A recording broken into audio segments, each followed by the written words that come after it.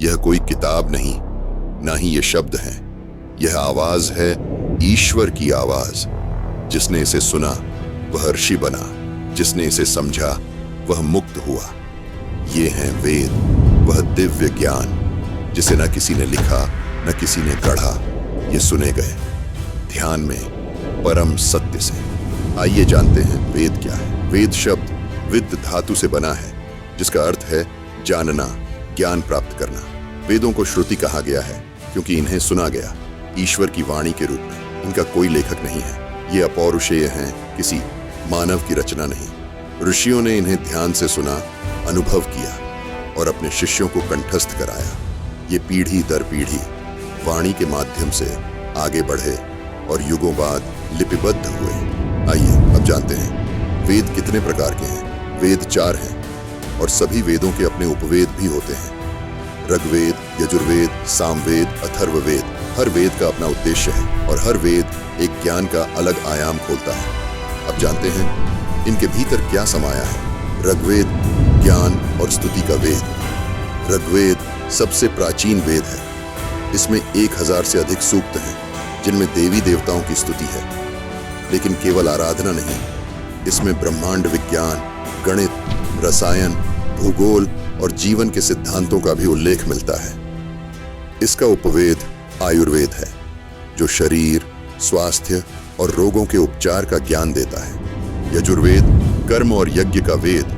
यह वेद अनुष्ठानों की विधियों को दर्शाता है। धर्म, दान, पूजा, यह सब कैसे करना है, इसका ज्ञान यजुर्वेद देता है। यह कर्म योग का मार्गदर्शक है।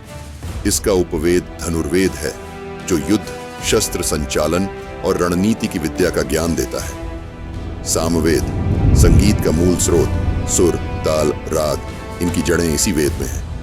गायन के माध्यम से ईश्वर से मिलन की राह सामवेद दिखाता है। इसका उपवेद है गंधर्ववेद, जो संगीत, नृत्य और नाटक जैसी कलाओं का ज्ञान देता है। अथर्ववेद जीवन का विज्ञान। इसमें शामिल हैं भौतिक विज्ञान, मनोविज्ञान, धातु विज्ञान, राजनीति, चिकित्सा और शांति सूत्र। यह वेद वास्तविक जीवन से जुड़ा है।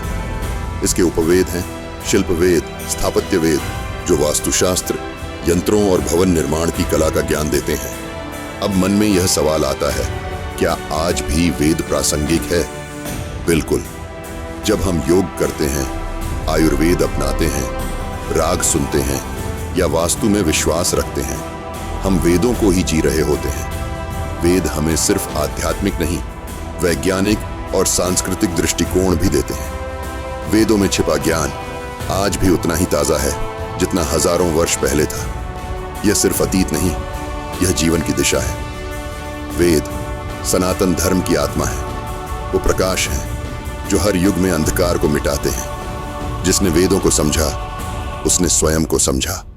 और यही है वेदों की असली शक्ति। ज्ञान का दीप जलाइए और इस दिव्य ध्वनि को अपने जीवन में उतारिए। और ऐसी ही कहानियों के लिए हमारे साथ जुड़े और सब्सक्राइब करें हमारे चैनल आचार्य गणेश भक्ति को।